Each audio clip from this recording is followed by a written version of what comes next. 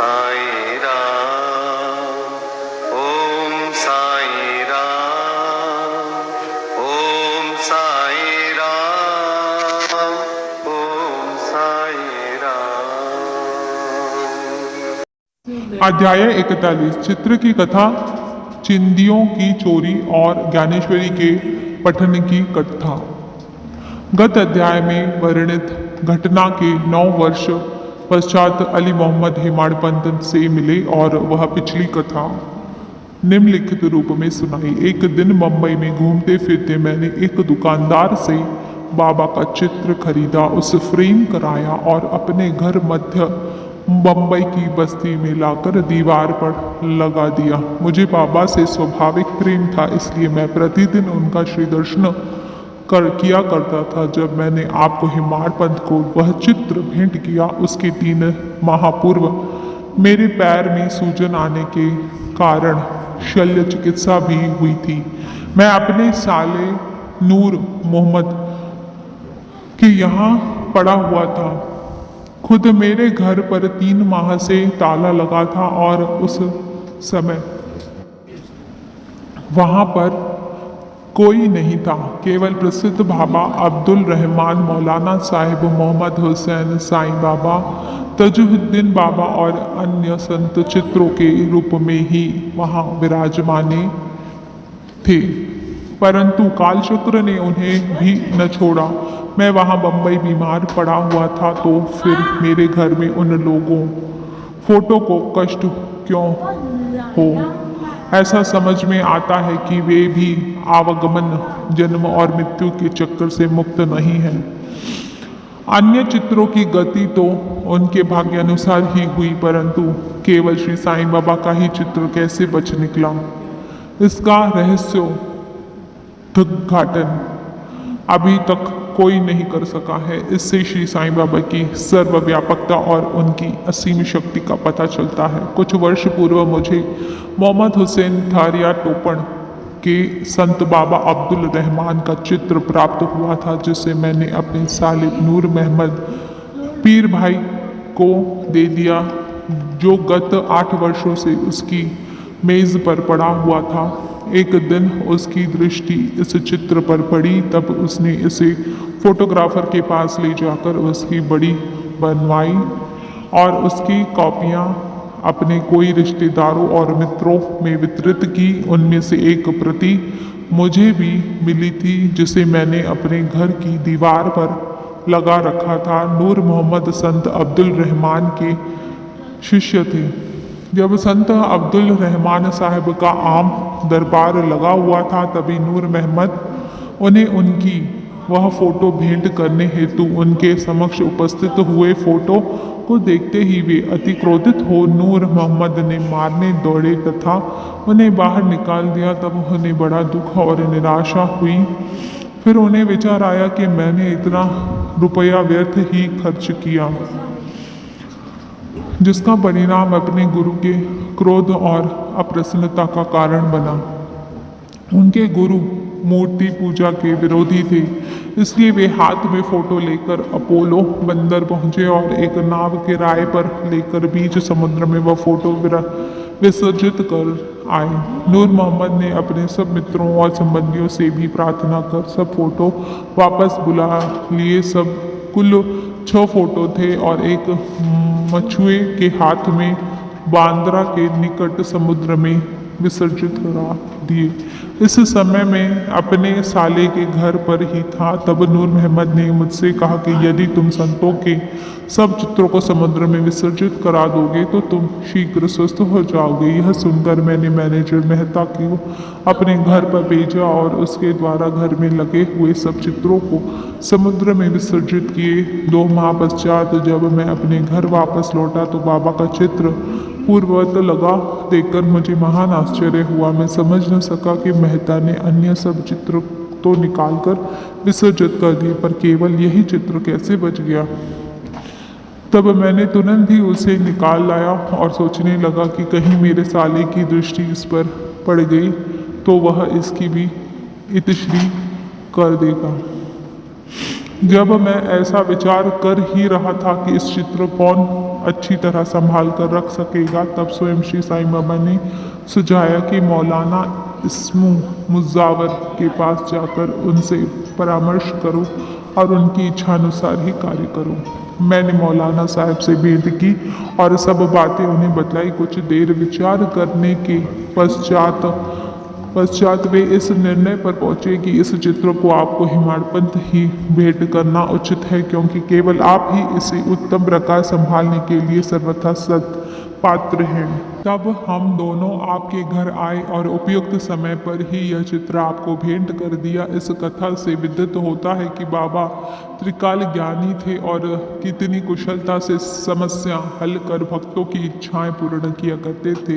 निम्नलिखित कथा इस बात का प्रतीक है कि आध्यात्मिक जिज्ञासुओं पर बाबा किस प्रकार स्नेह रखते तथा किस प्रकार उनके कष्ट का निवारण कर उन्हें सुख पहुँचाते थे। चिंदियों की चोरी और ज्ञानेश्वर का पठन। श्री बी देव जो उस समय डहाणों के मामलेदार थे को दीर्घकाल से अन्य धार्मिक ग्रंथों के इसका साथ साथ ज्ञानेश्वरी के पठन की तीव्र इच्छा थी। ज्ञानेश्वरी भागवत गीता पर श्री ज्ञानेश्वर महाराज द्वारा रचित मराठी टीका है। पहला, वे भगवत गीता के एक अध्याय का नित्य पाठ करते तथा थोड़ा बहुत अन्य ग्रंथों का भी अध्ययन करते थे, परंतु जब भी वे ज्ञानेश्वरी का पाठन प्रारंभ करते तो उनके समक्ष उनकी बाधाएं उपस्थित हो जाती, जिससे वे पाठ करने में सर्वथा वंचित रह जाया करते थे। 3 मास की छुट्टियां लेकर वे शिरडी पधारे और तत्पश्चात वे अपने घर पौड़ में विश्राम करने के लिए भी गए। अन्य ग्रंथ तो वे पढ़ा ही करते थे, परंतु जब ज्ञानेश्वरी का पाठ प्रारंभ करते तो नाना प्रकार के कलुषित विचार उन्हें इस प्रकार घेर लेते कि लाचार होकर उसका पठन स्थगित करना पड़ता था। बहुत प्रयत्न करने पर भी जब उनका केवल 2-4 पंक्तियां पढ़ना भी दुष्कर हो गया, तब उन्होंने यह निश्चय किया कि जब दयानिधि श्री साईं ही कृपा करके इस ग्रंथ के पठन की आज्ञा देंगे तब उसका श्री गणेश करूँगा। सन 1914 में के फरवरी मास में सकुटुंब शिरडी पधारे। तभी श्री जोग ने उनसे पूछा कि क्या आप ज्ञानेश्वरी का नित्य पठन करते हैं? श्री देव ने उत्तर दिया कि मेरी इच्छा तो बहुत है, परंतु मैं ऐसा करने में सफलता नहीं पा रहा हूँ। अब तो जब बाबा की आज्ञा होगी तभी प्रारंभ करूँगा। श्री जोग ने सलाह दी कि ग्रंथ की एक प्रति खरीद कर बाबा को भेंट करो और जब वे अपने कर कमलों से स्पर्श कर उसे वापस लौटा दें तब उसका पठन प्रारंभ कर देना। श्री देव ने कहा कि मैं इस प्रणाली को श्रेयस्कर नहीं समझता, क्योंकि बाबा तो अंतर्यामी है। मेरे हृदय की इच्छा उनसे कैसे गुप्त रह सकती है? क्या वे स्पष्ट शब्दों में ये आज्ञा देखकर मेरी मनोकामना पूर्ण न करेंगे? श्री देव ने जाकर बाबा के दर्शन किए और 1 रुपया दक्षिणा भेंट की। तब बाबा ने उनसे 20 रुपये दक्षिणा और मांगी, जो उनसे सहर्ष दे दी।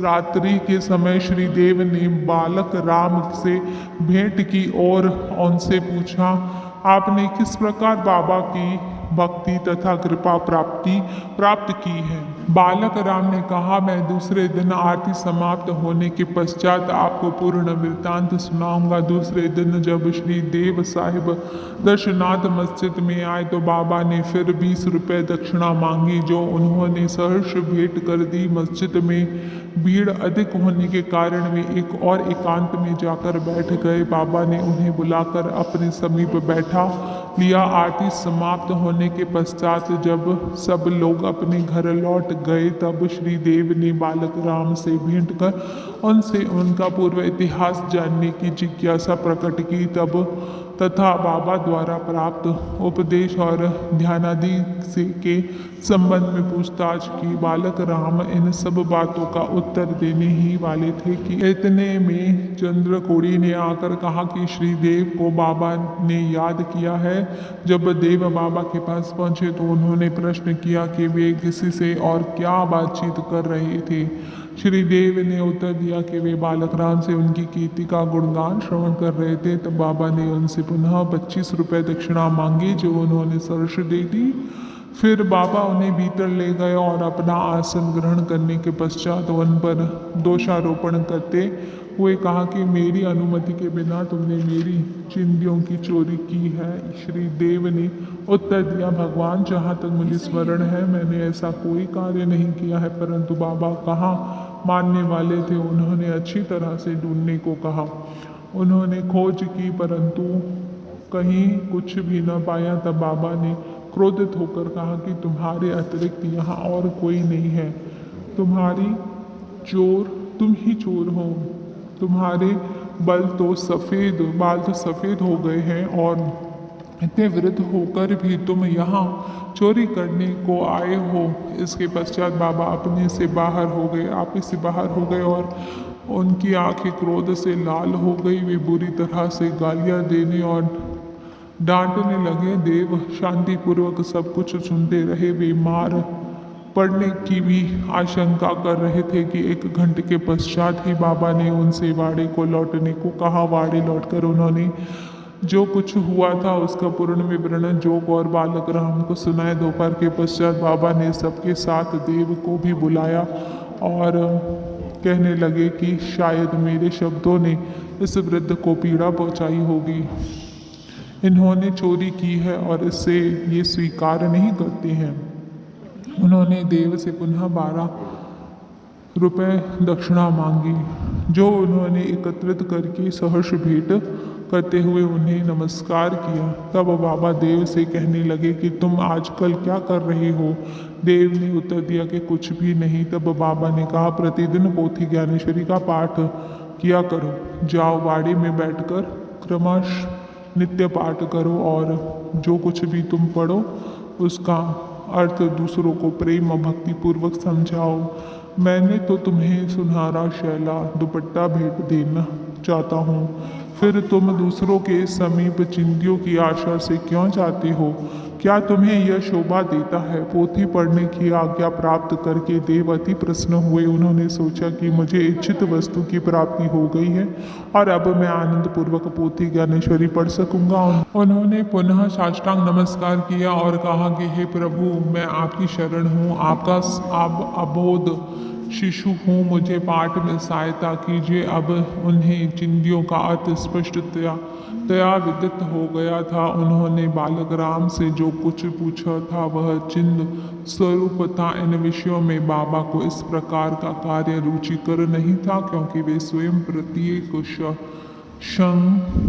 शंका का समाधान करने को सदैव तैयार रहते थे। दूसरों से निरर्थक पूछताछ करने वे अच्छा नहीं समझते थे, इसलिए उन्होंने डांटा और क्रोधित हुए। देव ने इन शब्दों को बाबा का शुभ आशीर्वाद समझा तथा वे संतुष्ट होकर घर लौट गए। यह कथा यहीं समाप्त नहीं होती। अनुमति देने के पश्चात भी बाबा शांत नहीं बैठे तथा 1 वर्ष के पश्चात वे श्री देव के समीप गए और उनसे प्रगति के विषय में पूछताछ की।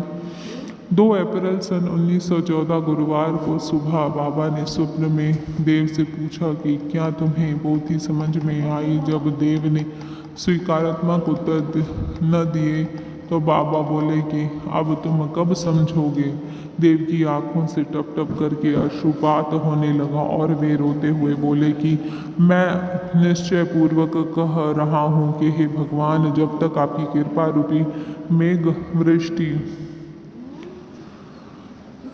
नहीं होती तब तक उसका अर्थ समझाना मेरे लिए संभव नहीं है और यह पठन 2 भाव स्वरूप ही है। तब वे बोले कि मेरे सामने मुझे पढ़कर सुनाओ, तुम पढ़ने में अधिक शीघ्रता किया करते हो। फिर पूछने पर उन्होंने आध्यात्म विषयक अंश पढ़ने को कहा।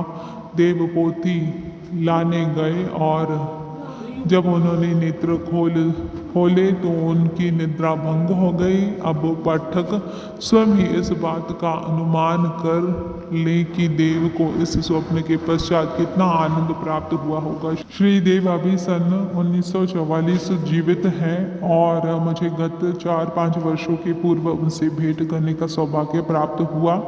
जहाँ तक मुझे पता चला कि वह यही है कि वे अभी श्री ज्ञानेश्वरी का पाठ किया करते हैं। उनका ज्ञान अगाध और पूर्ण है, यह उनके साई लीला के लेख श्री से स्पष्ट प्रतीत होता है। 19/10/1944 श्री सच्चिदानंद सद्गुरु साईनाथ महाराज की जय। श्री सच्चिदानंद सद्गुरु साईं करुणानंद महाराज की जय। श्री सच्चिदानंद सद्गुरु जगत गुरु बाल योगीराज साईं नारायण महाराज की जय। साई लीलावती माता की जय। ओम